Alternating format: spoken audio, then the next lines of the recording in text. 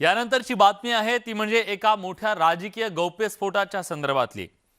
2019च्या निवडणुकीच्या नंतर राज्यात सत्तांतर झालं आणि काँग्रेस, राष्ट्रवादी काँग्रेस आणि शिवसेना हे एकत्र आले, महाविकास आघाडी सरकार स्थापन झालं। पण त्याच्या आधी या महाराष्ट्रामध्ये राष्ट्रवादी काँग्रेस आणि भाजप यांनी एकत्र यावं याच्यासाठी राष्ट्रवादीला गळ घातली गेली, तेही पंतप्रधान नरेंद्र मोदींकडून। असा गौप्यस्फोट राष्ट्रवादी काँग्रेसचे अध्यक्ष शरद पवार यांनी केला। पण या सगळ्या दाव्यावर भाजपनं मात्र नेमकं काय म्हटलंय जाणून घेऊयात, त्याबद्दलचा खास रिपोर्ट।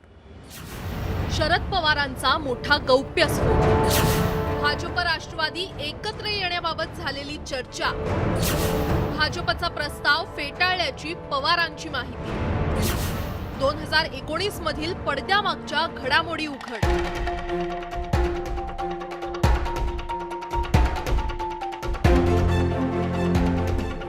राज्यात 2019च्या विधानसभा निवडणुकीच्या निकालानंतर सत्ता स्थापन करण्यावरून पडद्यामागे मोठ्या प्रमाणात राजकीय घडामोडी घडल्या होत्या। त्या घडामोडींवरून शरद पवारांनी पडदा उठवलाय। एका वर्तमानपत्राला दिलेल्या मुलाखतीत पवारांनी 2019 मधील घडामोडींबाबत गौप्यस्फोट केलाय। 2019च्या विधानसभा निकालानंतर पंतप्रधान नरेंद्र मोदी यांच्यासोबत राज्यात राष्ट्रवादी आणि भाजपनं एकत्र येण्याबाबत चर्चा झाली होती। राष्ट्रवादीसोबत सत्ता स्थापन करण्याची मोदींचीच इच्छा होती। मात्र आपण स्वतः पंतप्रधानांच्या कार्यालयात जाऊन आमची भूमिका वेगळी असल्याचं स्पष्ट केलं, असं शरद पवार म्हणाले।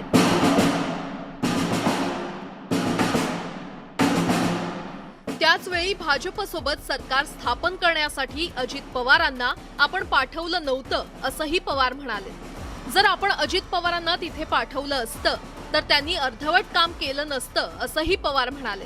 दरम्यान भाजपकडून एकत्र येण्याबाबत प्रस्ताव आल्याच्या बातमीला नवाब मलिकांनी देखील दुजोरा दिलाय की राष्ट्रवादी आणि भाजपच्या एकंदरीत सरकार बनवण्याबाबत आमच्या पक्षांतर्गत त्याच्या बाबतीत बैठका झाली होती आणि त्याच्यात निर्णय झाला होता की आपण भाजपसोबत जाणार नाही। शरद पवार ज्या अर्थी हे सांगतायत त्या अर्थी ते खरं असायला हवं, कारण त्यावेळी भाजप सरकार स्थापन करण्यासाठी प्रचंड आग्रही होता। त्यामुळे त्यांना महाराष्ट्रात काहीही करून सत्ता स्थापन करायची होती, असा टोला शिवसेना खासदार संजय राऊतांनी लगावलाय।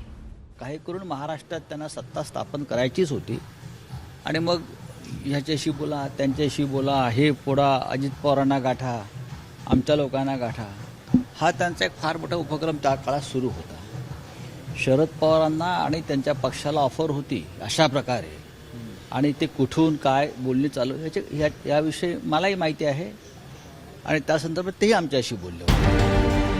दरम्यान पवारांच्या या गौप्यस्फोटावर भाजपनं सवाल उपस्थित केलाय। 26 महिन्यानंतर मोदीजींसारख्या ज्येष्ठ नेत्यांबरोबर संवाद 26 महिन्यानंतर डिक्लेअर करण्याची परवानगी असेल, मी तर पवार साहेबांच्या दृष्टीने खूप छोटा माणूस आहे। मला जे 42 वर्षाच्या चळवळीतून जे विश्लेषण आहे, जे इंट्युशन आहे, ते मांडण्याची परवानगी आहे। तर माझ्या विश्लेषणात असं सांगतात की अरे बाबा हे डासळायचं आहे तर पहिलं कोण जाणार बीजेपीवर, अशी स्पर्धा चालल्याचं फीलर्स हे व्यक्त होत आहे।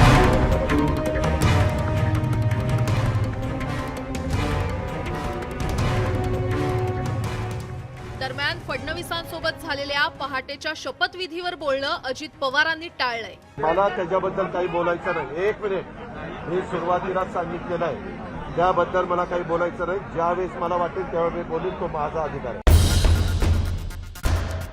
पवारांच्या या वक्तव्यामागील गणित ही भूतकाळातील घडामोडींना उजाळा द्यायची आहेत की भविष्यात डावाची आखणी करण्याचे हे संकेत मानायचे, अशी चर्चा आता राजकीय वर्तुळात सुरू झाली आहे।